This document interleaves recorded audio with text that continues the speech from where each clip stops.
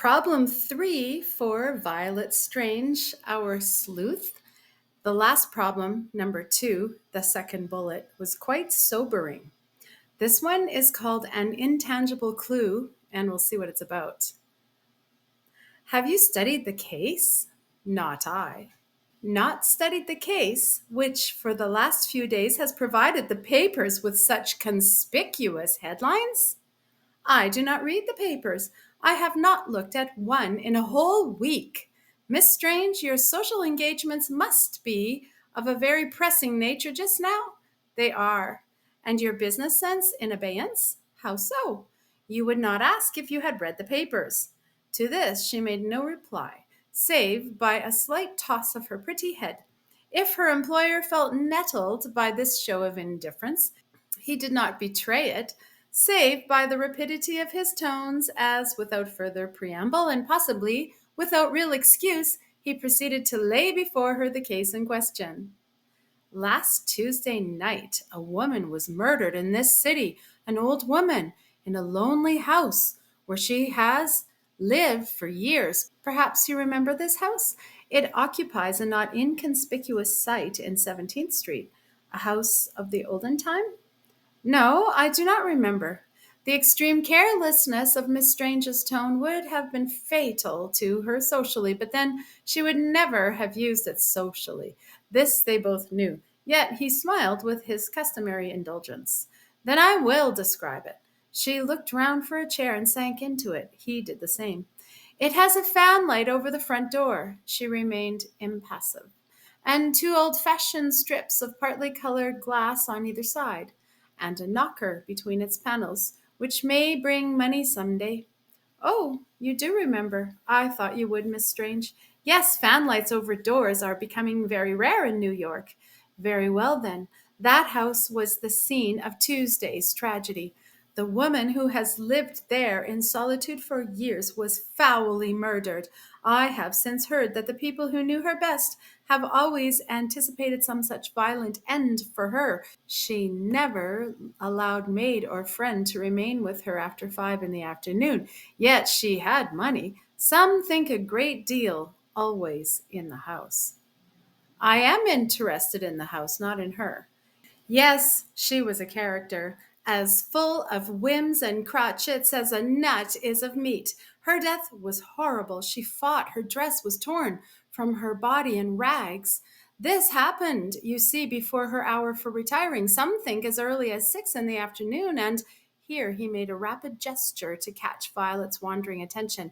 In spite of this struggle, in spite of the fact that she was dragged from room to room, that her person was searched and everything in the house was searched, that drawers were pulled out of bureaus, doors wrenched off cupboards, china smashed upon the floor, whole shelves denuded, and not a spot from cellar to garret left unransacked, no direct clue to the perpetrator has been found. Nothing that gives any idea of his personality, save his display of strength and great cupidity. The police have even deigned to consult me, an unusual procedure, but I could find nothing either. Evidences of fiendish purpose abound, of relentless search, but no clue to the man himself. It's uncommon, isn't it, not to have any clue? I suppose so. Miss Strange hated murders, and it was with difficulty she could be brought to discuss them. But she was not going to be let off. Not this time.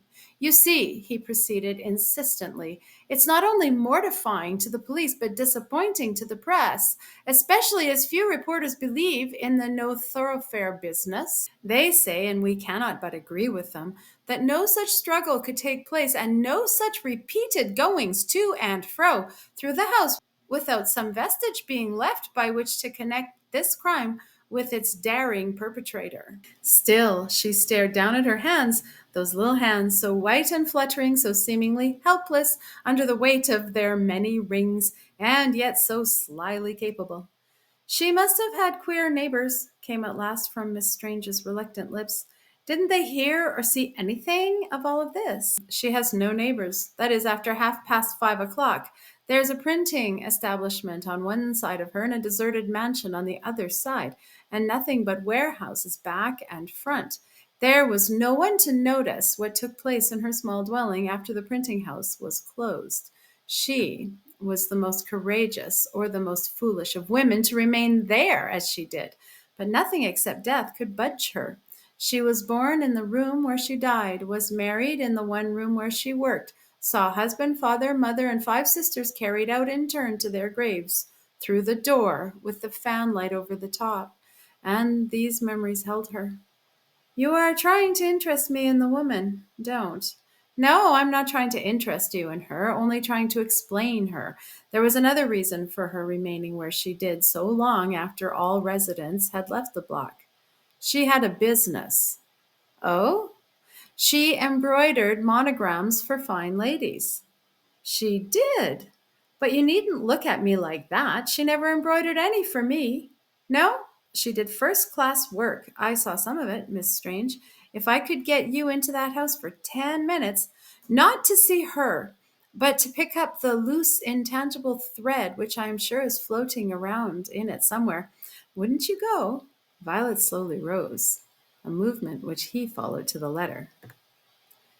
Must I express in words the limit I have set for myself in our affair? She asked. When, for reasons I have never thought myself called upon to explain, I consented to help you a little now and then with some matter where a woman's tact and knowledge of the social world might help without offense to herself or others, I never thought it would be necessary for me to state that temptation must stop with such cases, or that I should not be asked to touch the sordid or the bloody, but it seems I was mistaken, and that I must stoop to be explicit. The woman who was killed on Tuesday might have interested me greatly as an embroiderer, but as a victim, not at all. What do you see in me or miss in me that you should drag me into an atmosphere of low down crime? Nothing, Miss Strange. You are by nature as well as by breeding very far removed from everything of the kind.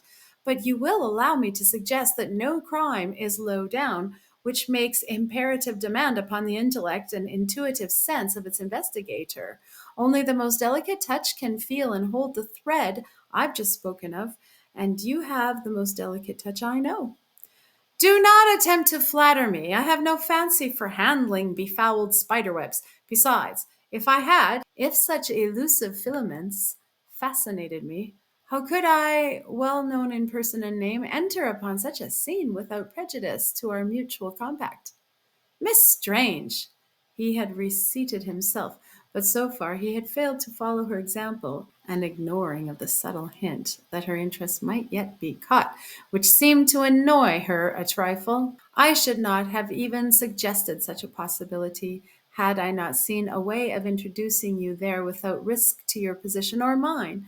Among the boxes piled upon Mrs. Doolittle's table, boxes of finished work, most of them addressed and ready for delivery, was one on which could be seen the name of, shall I mention it? Not mine. You don't mean mine. That would be too odd, too ridiculously odd. I should not understand a coincidence of that kind. No, I should not, notwithstanding the fact that I have lately sent out such work to be done. Yet it was your name, very clearly and precisely written. Your whole name, Miss Strange. I saw and read it myself. But I gave the order to Madame Pirot on Fifth Avenue. How came my name to be found in the house of this woman of whose horrible death we have been talking? Did you suppose that Madame Pirot did such work with her own hands, or even had it done in her own establishment? Mrs. Doolittle was universally employed. She worked for a dozen firms. You will find the biggest names on most of her packages, but on this one, I allude to the one addressed to you, there was more to be seen than the name. These words were written on it in another hand. Send without opening. This struck the police as suspicious, sufficiently so at least, for them to desire your presence at the house as soon as you can make it convenient. To open the box? Exactly. The curl of Miss Strange's disdainful lip was a sight to see. You wrote those words yourself, she coolly observed. While someone's back was turned, you whipped out your pencil and resorted to a very pardonable subterfuge, highly conducive to the public's good. But never mind that. Will you go? Miss Strange became suddenly demure. I suppose I must, she grudgingly conceded. However obtained, a summons from the police cannot be ignored, even by Peter Strange's daughter. Another man might have displayed his triumph by smile or gesture, but this one had learned his role too well. He simply said, "Very good. Shall it be at once? I have a taxi at the door." But she failed to see the necessity of any such hurry. With sudden dignity, she replied, "That won't do. If I go to this house, it must be under suitable conditions. I shall have to ask my brother to accompany me." "Your brother?" "Oh, he's safe. He knows." "Your brother knows?" Her visitor, with less control than usual, betrayed very openly his uneasiness. "He does, and approves. But that's not what interests us now, only so far as it makes it possible for me to go with propriety to that dreadful house." A formal bow from the other, and the words, "They may expect you then? Can you say when?" "Within the next hour. But it will be a useless concession on my part," she pettishly complained. "A place that has been gone over by a dozen detectives is apt to be brushed clean of its cobwebs, even if such ever existed." "That's the difficulty," he acknowledged, and did not dare to add another word. She was at that particular moment so very much the great lady, and so little his confidential agent. He might have been less impressed, however, by this sudden assumption of manner, had he been so fortunate as to have seen how she employed the 3/4 of an hour's delay for which she had asked. She read those neglected newspapers, especially the one containing the following highly colored narration of this ghastly crime: "A door ajar, an empty hall, a line of sinister looking blotches marking a guilty step diagonally across the flagging, silence, and an unmistakable odor repugnant to all humanity." Such were the indications which met the eyes of Officer O'Leary on his first round last night, and led to the discovery of a murder which will long thrill the city by its mystery and horror. Both the house and the victim were well known. Here followed a description of the same, and of Mrs. Doolittle's manner of life in her ancient home, which Violet hurriedly passed over to come to the following. "As far as one can judge from appearances, the crime happened in this wise.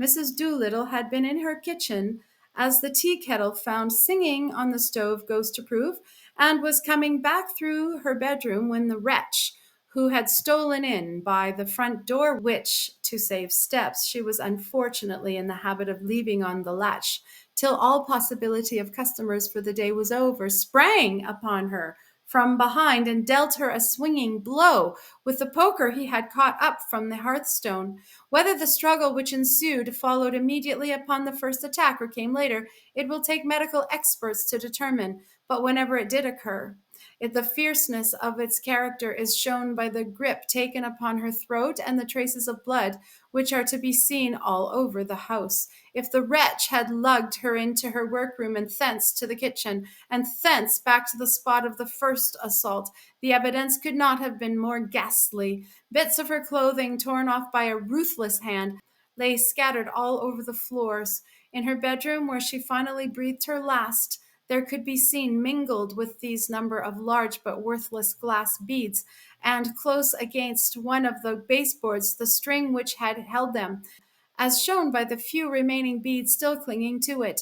If in pulling the string from her neck he had hoped to light upon some valuable booty, his fury at his disappointment is evident. You can almost see the frenzy with which he flung the would-be necklace at the wall, and kicked about and stamped upon its rapidly rolling beads. Booty! That was what he was after, to find and carry away the poor needlewoman's supposed hoardings. If the scene baffles description, if, as some believe, he dragged her yet living from spot to spot, demanding information as to her places of concealment, under threat of repeated blows, and finally, baffled, dealt the finishing stroke and proceeded on the search alone, no greater devastation could have taken place in this poor woman's house or effects. Yet such was the precaution and care for himself that he left no fingerprint behind him, nor any other token which could lead to personal identification, even though his footsteps could be traced in much the order I have mentioned. They were of so indeterminate and shapeless a character as to convey little to the intelligence of the investigator.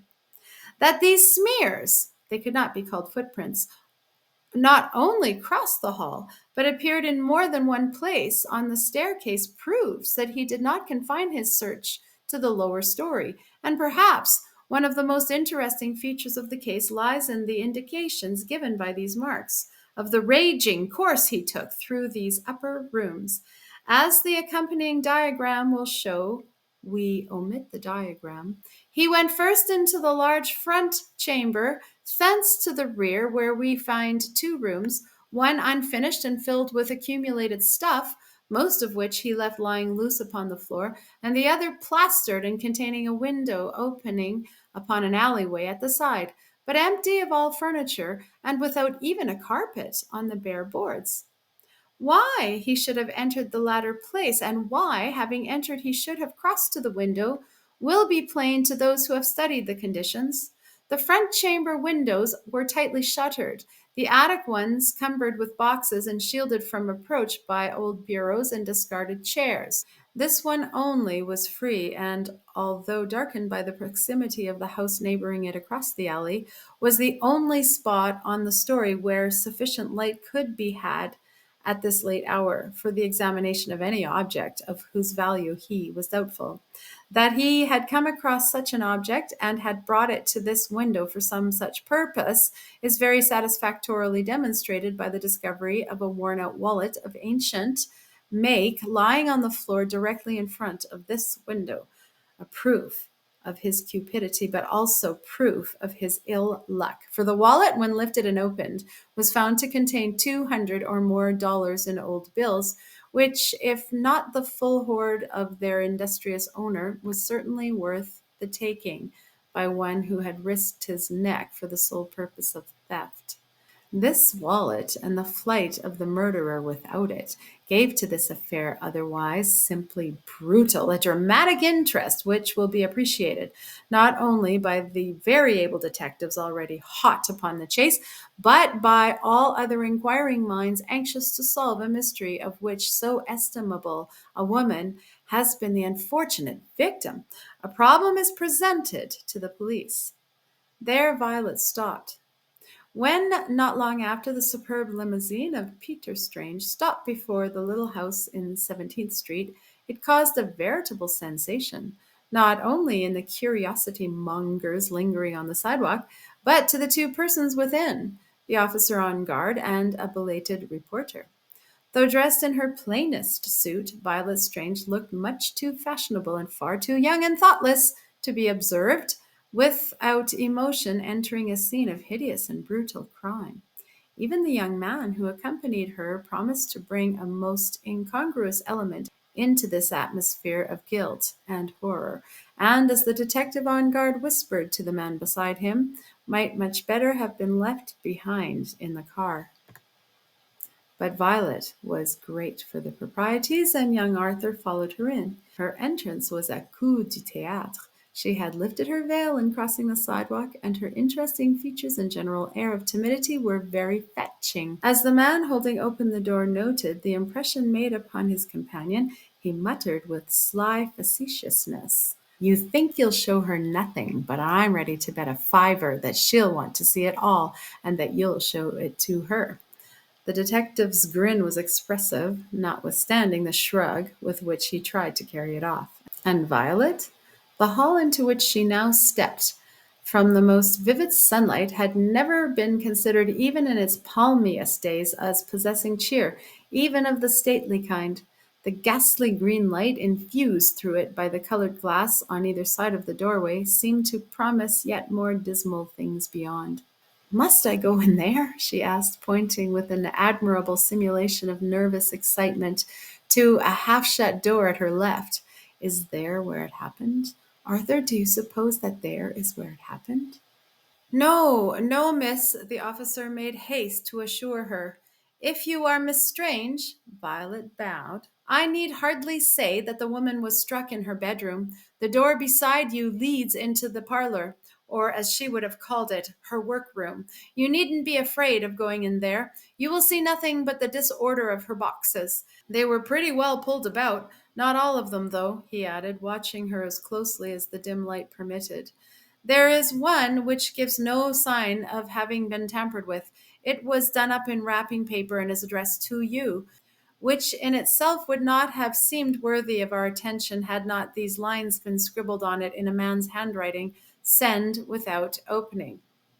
How odd! Exclaimed the little minx with widely opened eyes and an air of guileless innocence. Whatever can it mean? Nothing serious, I am sure, for the woman did not even know me. She was employed to do this work by Madame Pirot. Didn't you know that it was to be done here? No, I thought Madame Pirot's own girls did her embroidery for her. So that you were surprised, wasn't I? To get our message. I didn't know what to make of it. The earnest, half injured look with which she uttered this disclaimer did its appointed work. The detective accepted her for what she seemed, and oblivious to the reporter's satirical gesture, crossed to the workroom door, which he threw open wide with the remark, I should be glad to have you open that box in our presence. It is undoubtedly all right, but we wish to be sure. You know what the box should contain? Oh, yes, indeed, pillowcases and sheets with a big S embroidered on them. Very well, shall I undo the string for you? I shall be much obliged, said she, her eye flashing quickly about the room before settling down upon the knot he was deftly loosening. Her brother, gazing indifferently in from the doorway, hardly noticed this look, but the reporter at his back did, though he failed to detect its penetrating quality. Your name is on the other side, observed the detective as he drew away the string and turned the package over. The smile which just lifted the corner of her lips was not an answer to this remark, but to her recognition of her employer's handwriting in the words under her name, send without opening. She had not misjudged him. The cover you may like to take off yourself, suggested the officer as he lifted the box out of its wrapper. Oh, I don't mind. There's nothing to be ashamed of in embroidered linen, or perhaps that is not what you are looking for. No one answered. All were busy watching her whip off the lid and lift out the pile of sheets and pillowcases in which the box was closely packed. Shall I unfold them? She asked. The detective nodded. Taking out the topmost sheet, she shook it open, then the next, and the next, till she reached the bottom of the box. Nothing of a criminating nature came to light. The box, as well as its contents, was without mystery of any kind. This was not an unexpected result, of course, but the smile with which she began to refold the pieces and throw them back into the box revealed one of her dimples, which was almost as dangerous to the casual observer as when it revealed both. There, she exclaimed, you see, household linen exactly as I said. Now may I go home? Certainly, Miss Strange. The detective stole a sly glance at the reporter. She was not going in for the horrors then after all. But the reporter abated nothing of his knowing air, for while she spoke of going, she made no move towards doing so, but continued to look about the room till her glances finally settled on a long, dark curtain shutting off an adjoining room. There's where she lies, I suppose, she feelingly exclaimed, and not one of you knows who killed her. Somehow I cannot understand that. Why don't you know when that's what you're hired for? The innocence with which she uttered this was astonishing. The detective began to look sheepish, and the reporter turned aside to hide his smile. Whether in another moment either would have spoken, no one can say, for, with a mock consciousness of having said something foolish, she caught up her parasol from the table and made a start for the door. But of course she looked back. I was wondering, she recommenced, with a half wistful, half speculative air, whether I should ask to have a peep at the place where it all happened. The reporter chuckled behind the pencil end he was chewing, but the officer maintained his solemn air, for which act of self-restraint he was undoubtedly grateful when in another minute she gave a quick, impulsive shudder, not altogether assumed, and vehemently added, but I couldn't stand the sight. No, I couldn't. I'm an awful coward when it comes to things like that. Nothing in all the world would induce me to look at the woman or her room, but I should like. Here both her dimples came into play. though she could not be said exactly to smile. Just one little look upstairs where he went poking about so long without any fears, it seems, of being interrupted. Ever since I've read about it, I've seen in my mind a picture of his wicked figure sneaking from room to room, tearing open drawers and flinging out the contents of closets just to find a little money. A little money. I shall not sleep tonight just for wondering how those high up attic rooms really look. Who could dream that back of this display of mingled childishness and audacity there lay a hidden purpose, intellect, and a keen knowledge of human nature? Not the two men who listened to this seemingly irresponsible chatter. To them she was a child to be humored, and humor her they did. The dainty feet which had already found their way to that gloomy staircase were allowed to ascend, followed, it is true, by those of the officer, who did not dare to smile back at the reporter because of the brother's watchful and none too conciliatory eye. At the stairhead she paused to look back. I don't see those horrible marks which the papers describe as running all along the lower hall and up these stairs. No, Miss Strange, they have gradually been rubbed out, but you will find some still showing on these upper floors. Oh, oh, where? You frighten me horribly, but if you don't mind, I should like to see. Why should not a man on a tedious job amuse himself? Piloting her over to the small room in the rear, he pointed down at the boards. She gave one look and then stepped gingerly in. Just look, she cried. A whole string of marks going straight from door to window. They have no shape, have they? Just blotches. I wonder why one of them is so much larger than the rest. This was no new question. It was one which everybody who went into the room was sure to ask. There was such a difference in the size and appearance of the mark nearest the window. The reason, well, minds were divided about that, and no one had a satisfactory theory. The detective therefore kept discreetly silent. This did not seem to offend Miss Strange. On the contrary, it gave her an opportunity to babble away to her heart's content. 1, 2, 3, 4, 5, 6, she counted with a shudder at every count, and one of them is bigger than the others. She might have added, it is the trail of one foot and strangely intermingled at that. But she did not, though we may be quite sure that she noted the fact. And where, just where did the old wallet fall? Here or here? She had moved as she spoke, so that in uttering the last here, she stood directly before the window. The surprise she received there nearly made her forget the part she was playing.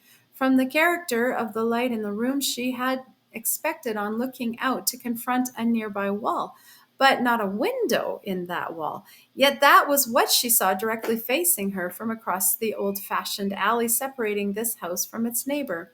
12 unshuttered, uncurtained panes, through which she caught a darkened view of a room almost as forlorn and devoid of furniture as the one in which she then stood.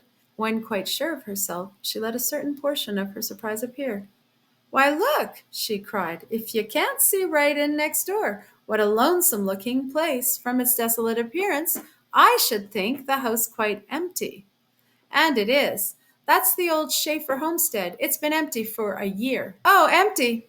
And she turned away with the most inconsequent air in the world, crying out as her name rang up the stair, there's Arthur calling. I suppose he thinks I've been here long enough. I'm sure I'm very much obliged to you, officer. I really shouldn't have slept a wink tonight if I hadn't been given a peep at these rooms, which I had imagined so different. And with one additional glance over her shoulder that seemed to penetrate both windows and the desolate space beyond, she ran quickly out and down in response to her brother's reiterated call.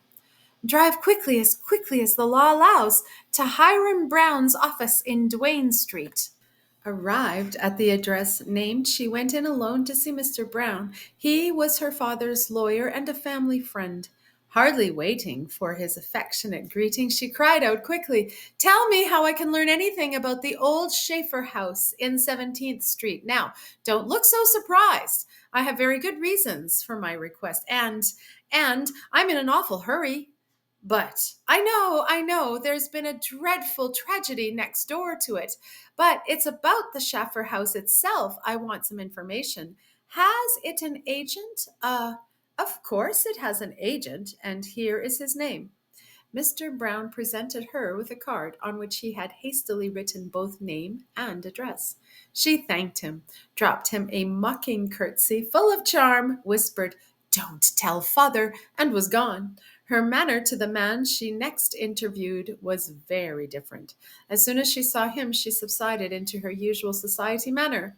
With just a touch of the conceit of the successful debutante, she announced herself as Miss Strange of 72nd Street. Her business with him was in regard to the possible renting of the Schaffer house. She had an old lady friend who was desirous of living downtown.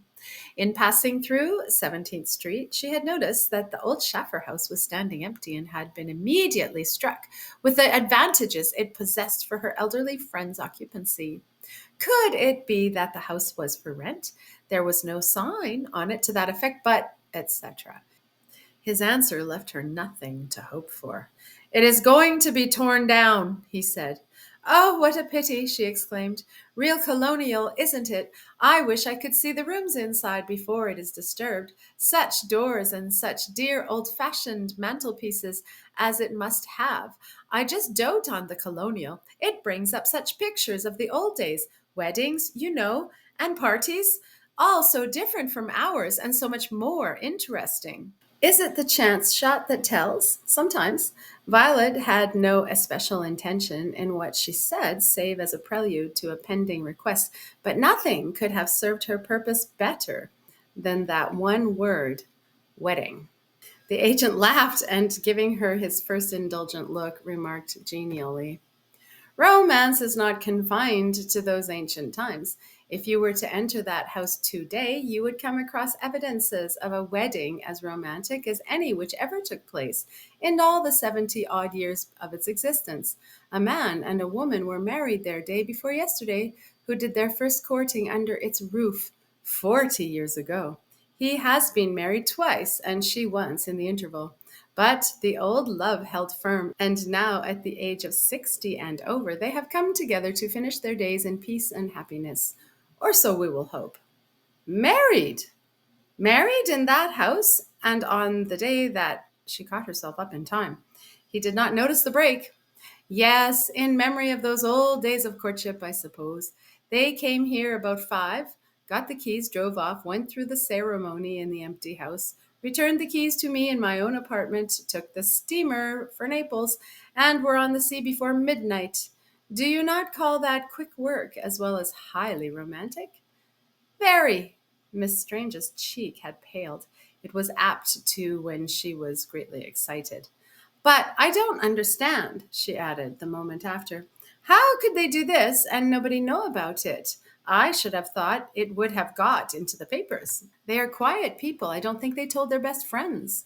A simple announcement in the next day's journals testified to the fact of their marriage. But that was all. I could not have felt at liberty to mention the circumstances myself if the parties were not well on their way to Europe. "Oh, how glad I am that you did tell me. Such a story of constancy and the hold which old associations have upon sensitive minds. But, why, miss, what's the matter? You look very much disturbed. Don't you remember? Haven't you thought? Something else happened that very day and almost at the same time on that block. Something very dreadful." "Mrs. Doolittle's murder?" "Yes, it was as near as the next door, wasn't it? Oh, if this happy couple had known! But fortunately they didn't, nor are they likely to, till they reach the other side. You needn't fear that their honeymoon will be spoiled that way. But they may have heard something or seen something before leaving the street. Did you notice how the gentleman looked when he returned you the keys?" "I did, and there was no cloud on his satisfaction." "Oh, how you relieve me!" One, two dimples made their appearance in Miss Strange's fresh young cheeks. "Well, I wish them joy. Do you mind telling me their names? I cannot think of them as actual persons without knowing their names." "The gentleman was Constantin Amidon, the Lady Marion Sheffer. You will have to think of them now as Mr. and Mrs. Amidon. And I will. Thank you, Mr. Hutton. Thank you very much. Next to the pleasure of getting the house for my friend is that of hearing this charming bit of news in its connection. She held out her hand, and as he took it, remarked, "They must have had a clergyman and witnesses." "Undoubtedly. I wish I had been one of the witnesses," she sighed sentimentally. "They were two old men." "Oh, no, don't tell me that." "Fogies, nothing less." "But the clergyman? He must have been young. Surely there was one there capable of appreciating the situation." "I can't say about that. I did not see the clergyman." "Oh, well, it doesn't matter." Miss Strange's manner was as nonchalant as it was charming. "We will think of him as being very young." And with a merry toss of her head, she flitted away. But she sobered very rapidly upon entering her limousine. "Hello? Ah, is that you?" "Yes, I want a Marconi sent." "A Marconi?" "Yes, to the Cretic, which left dock the very night in which we are so deeply interested." "Good. Whom to? The captain?" "No, to a Mrs. Constantine Amidon. But first be sure there is such a passenger." "Mrs.? What idea have you there?" "Excuse my not stating over the telephone. The message is to be to this effect. Did she at any time immediately before or after her marriage to Mr. Amidon get a glimpse of anyone in the adjoining house? No remarks, please. I use the telephone because I am not ready to explain myself. If she did, let her send a written description to you of that person as soon as she reaches the Azores." "You surprise me. May I not call or copy for a line from you early tomorrow?" "I shall be busy till you get your answer." He hung up the receiver. He recognized the resolute tone. But the time came when the pending explanation was fully given to him. An answer had been returned from the steamer favorable to Violet's hopes. Mrs. Amidon had seen such a person and would send a full description of the same at the first opportunity. It was news to fill Violet's heart with pride. The filament of a clue, which had led to this great result, had been so nearly invisible, and had felt so like nothing in her grasp. To her employer, she described it as follows: "When I hear or read of a case which contains any baffling features, I am apt to feel some hidden chord in my nature thrill to one fact in it and not to any of the others. In this case, the single fact which appealed to my imagination was the dropping of the stolen wallet in that upstairs room. Why did the guilty man drop it? And why, having dropped it, did he not pick it up again? But one answer seemed possible. He had heard or seen something at the spot where it fell, which not only alarmed him, but sent him in flight from the house." "Very good. And did you settle to your own mind the nature of that sound or that sight?" "I did." Her manner was strangely businesslike. No show of dimples now. "Satisfied that if any possibility remained of my ever doing this, it would have to be on the exact place of this occurrence, or not at all, I embraced your suggestion and visited the house." "And that room, no doubt?" "And that room. Women somehow seem to manage such things." "So I've noticed, Miss Strange. And what was the result of your visit? What did you discover there?" "This: that one of the blood spots marking the criminal's steps through the room was decidedly more pronounced than the rest, and, what was even more important, that the window out of which I was looking had its counterpart in the house on opposite side of the alley. In gazing through the one, I was gazing through the other, and not only that, but into the darkened area of the room beyond. Instantly, I saw how the latter fact might be made to explain the former one. But before I say how, let me ask if it is quite settled among you that the smears on the floor and stairs mark the passage of the criminal's footsteps?" "Certainly, and very bloody feet they must have been too. His shoes, or rather his one shoe, for the proof is plain that only the right one left its mark, must have been thoroughly saturated to carry its traces so far." "Do you think that any amount of saturation would have done this? Or, if you are not ready to agree to that, that a shoe so covered with blood could have failed to leave behind it some hint of its shape, some imprint, however faint, of a heel or toe, but nowhere did it do this. We see a smear, and that is all. You are right, Miss Strange. You are always right. And what do you gather from this? She looked to see how much he expected from her, and meeting an eye, not quite as free from ironic suggestion as his words had led her to expect, faltered a little as she proceeded to say, my opinion is a girl's opinion, but such as it is, you have the right to have it. From the indications mentioned, I could draw but this conclusion that the blood which accompanied the criminal's footsteps was not carried through the house by his shoes. He wore no shoes. He did not even wear stockings. Probably he had none. For reasons which appealed to his judgment, he went about his wicked work barefoot, and it was the blood from his own veins and not those from his victim, which made the trail we have followed with so much interest. Do you forget those broken beads? How he kicked them about and stamped upon them in his fury. One of them pierced the ball of his foot, and that so sharply that it not only spurted blood, but kept on bleeding with every step he took. Otherwise, the trail would have been lost after his passage up the stairs. Fine. There was no irony in the bureau chief's eye now. You are progressing, Miss Strange. Allow me, I pray, to kiss your hand. It is a liberty I have never taken, but one which would greatly relieve my present stress of feeling. She lifted her hand toward him, but it was in gesture, not in recognition of his homage. Thank you, said she, but I claim no monopoly on deductions so simple as these. I have not the least doubt that not only yourself, but every member of the force has made the same. But there is a little matter which may have escaped the police, may even have escaped you. To that I would now call your attention, since through it I have been enabled, after a little necessary groping, to reach the open. You remember the one large blotch on the upper floor where the man dropped the wallet. That blotch, more or less, commingled with a fainter one, possessed a great significance for me from the first moment I saw it. How came his foot to bleed so much more profusely at one spot than at any other? There could be but one answer. Because here a surprise met him. A surprise so startling to him in his present state of mind that he gave a quick spring backwards, with the result that his wounded foot came down suddenly and forcibly instead of easily, as in his previous wary tread. And what was this surprise? I made it my business to find out. And now I can tell you that it was the sight of a woman's face staring upon him from the neighboring house, which he had probably been told was empty. The shock disturbed his judgment. He saw his crime discovered, his guilty secret read, and fled in unreasoning panic.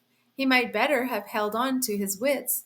It was this display of fear which led me to search after its cause, and consequently to discover that at this especial hour more than one person had been in the Schaefer house, that in fact a marriage had been celebrated there under circumstances as romantic as any we read of in books, and that this marriage, privately carried out, had been followed by an immediate voyage of the happy couple on one of the White Star steamers. With the rest you are conversant. I do not need to say anything about what has followed the sending of that Marconi, but I am going to say something about your work in this matter, Miss Strange. The big detectives about here will have to look sharp if don't, please, not yet. A smile softened the asperity of this interruption. The man has yet to be caught and identified. Till that is done, I cannot enjoy anyone's congratulations.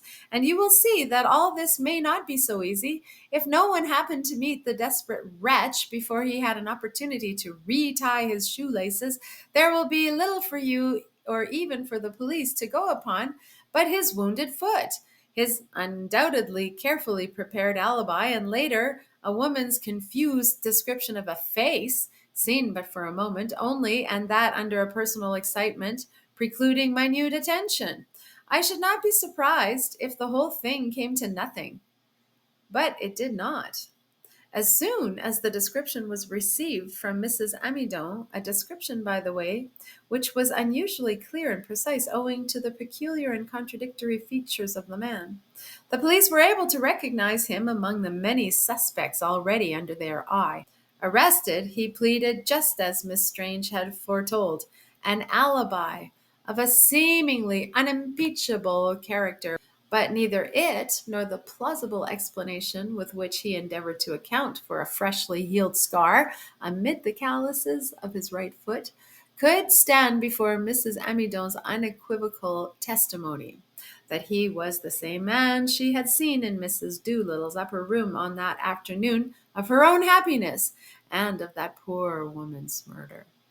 The moment when, at his trial, the two faces again confronted each other across a space no wider than that which had separated them on the dread occasion in 17th Street, is said to have been one of the most dramatic in the annals of that ancient court room. End of problem 3.